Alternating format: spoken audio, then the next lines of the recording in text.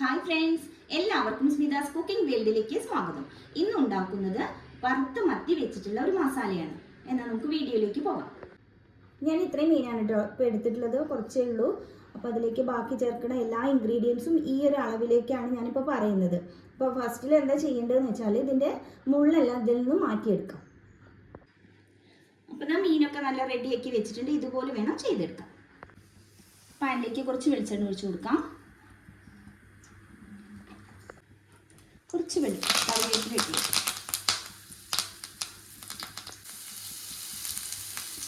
അരിഞ്ഞതാണ് കേട്ടോ, പൊടിയായിട്ട് അരിഞ്ഞിട്ടതായിരുന്നു. ഒന്നുകൂടി ചേർത്തിട്ട് നന്നായിട്ടൊന്ന് ഇളക്കി കൊടുക്കാം.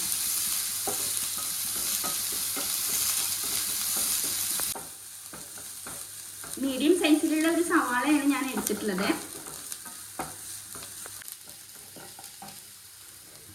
മൂന്ന് വെളുത്തുള്ളി അരിഞ്ഞത്, ചെറിയൊരു കഷ്ണം ഇഞ്ചി അരിഞ്ഞത്, ഒരു പച്ചമുളക് അരിഞ്ഞത്. ചാനൽ ആദ്യമായിട്ടാണെങ്കിൽ സബ്സ്ക്രൈബ് ചെയ്യാൻ മറക്കരുത്. തൊട്ടടുത്ത് തന്നെ ബെല്ലൈക്കൺ കൂടി ഒന്ന് ക്ലിക്ക് ചെയ്യും. 3 ഓപ്ഷൻ കാണാൻ ഓൾ വേണം സെലക്ട് ചെയ്യും. എങ്കിൽ മാത്രമേ ഞാൻ പുതിയ വീഡിയോ അപ്ലോഡ് ചെയ്യുമ്പോൾ നോട്ടിഫിക്കേഷൻ ലഭിക്കുകയുള്ളൂ.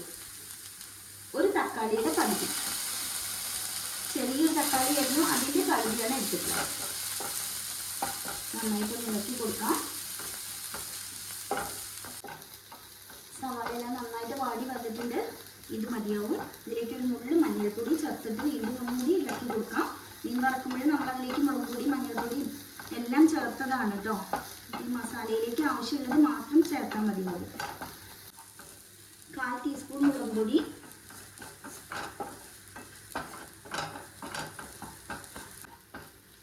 1/4 ടീസ്പൂൺ കുരുമുളക് പൊടി,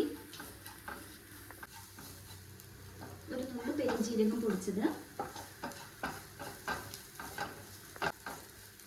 മസാലയിലേക്ക് ആവശ്യത്തിനുള്ള ഉപ്പ് കൂടി ചേർത്ത് കൊടുക്കാം. വീണ്ടും നന്നായിട്ടൊന്ന് യോജിപ്പിച്ചെടുക്കാം.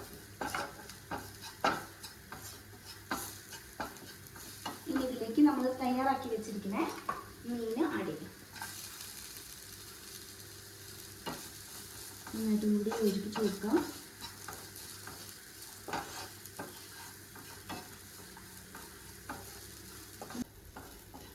കുറച്ചൊക്കെ ബാക്കി വരുമല്ലോ നമ്മൾ ഉച്ചയ്ക്ക് മീനൊക്കെ വറക്കുമ്പോൾ. അപ്പോൾ രാത്രി ഇതുപോലെ ചെയ്താൽ വേറൊരു ഡിഷ് കൂടി നമുക്ക് ആവുമല്ലോ. എപ്പോഴും ഇങ്ങനെ മീൻ വറുത്തത് തന്നെയല്ലേ.